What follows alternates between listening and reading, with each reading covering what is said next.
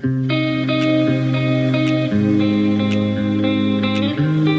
दोस्तों, आज हम एक बहुत ही कॉमन समस्या ओबेसिटी यानी मोटापा के बारे में चर्चा करेंगे। मोटापा ना केवल अपने आप में बीमारी है, दूसरी बीमारी जैसे कि heart attack, BP, sugar, thyroid, asthma, sleep apnoea, osteoarthritis आदि अन्य बीमारियों को भी जन्म देती है। ओबेसिटी के मतलब शरीर के अंदर चर्बी का जमा होना। ये चर्बी लीवर में और पेट में जमा हो सकती है।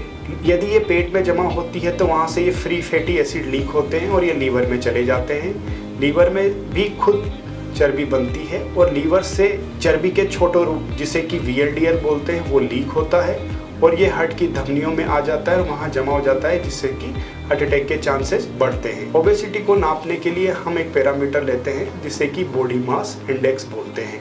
बॉडी मास इंडेक्स यदि 25 से 30 है तो उसे ओवरवेट बोलते हैं, यदि 30 से ज़्यादा है तो हम उसे ओबेसिटी बोलते हैं। बॉडी मास इंडेक्स को हाइट और वेट द्वारा नापा जाता है। तो मैं ये बताना चाहूँगा कि ओबेसिटी का प्रेवलेंस इंडिया के अंदर काफ़ी ज़्यादा है और ये लगातार बढ़ता ही जा रहा है। तो अब जानते हैं ओबेसिटी को हम कैसे ट्रीट कर सकते हैं। सबसे पहले हम डाइटरी मॉडिफिकेशन और एक्सरसाइज पे फोकस करते हैं। हम low calorie, low fat and low carb diet recommend करते हैं और हम ये भी बताते हैं कि पेशेंट को रेगुलर एक्सरसाइज करना चाहिए। रेगुलर एक्सरसाइज दो तरह की होती है, एरोबिक एक्सरसाइज और रजिस्टिव एक्सरसाइज। तो हम ये रिकमेंड करते हैं पेशेंट को 30 से 40 मिनट की एक्सरसाइज एटलीस्ट सप्ताह में 5 दिन करनी चाहिए।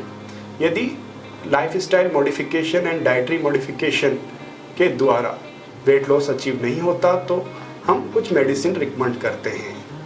यदि मेडिसिन से भी फ़ायदा नहीं होता तो हम टारगेट करते हैं स्टोमक वॉल्यूम को। इसे दो तरीके से टारगेट किया जा सकता है।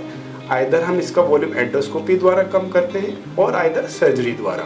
तो एंडोस्कोपिक मेथड फॉर ओबेसिटी ये पर्टिकुलरली दो होते हैं। फर्स्ट जिसे हम बलून इम्प्लांटेशन बोलते हैं, इस बलून को हम स्टोमक में एंडोस्कोपी की मदद से रख देते हैं और उसको हम 4 into 500 ml सलाइन से फिल कर देते हैं। इससे कि स्टोमक का वॉल्यूम कम हो जाता है और पेशेंट को एपेटाइट कम हो जाती है, उसकी गैस्ट्रिक इम्पटिंग कम हो जाती है, जिससे कि वेट लॉस अचीव होता है।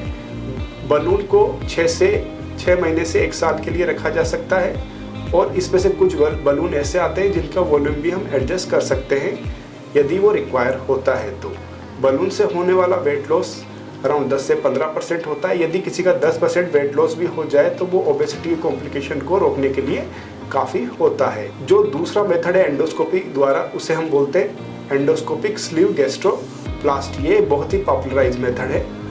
इसके अंदर हम स्टोमक की आगे की पिछली परत को ग्रेटर कर्वेचर की तरफ सिल देते हैं, जिसकी वजह से जो स्टोमक एक बैग होता है वो एक ट्यूब में कन्वर्ट हो जाता है। पेशेंट को भूख नहीं लगती, उसका खाना अधिक देर तक स्टोमक में रुका रहता है, जिससे कि पेशेंट को काफ़ी वेट लॉस होता है। इससे होने वाला वेट लॉस अराउंड 25 to 30% होता है और इस ओबेसिटी के द्वारा जो भी कॉम्प्लिकेशन है उसको काफ़ी हद तक इससे ठीक किया जा सकता है।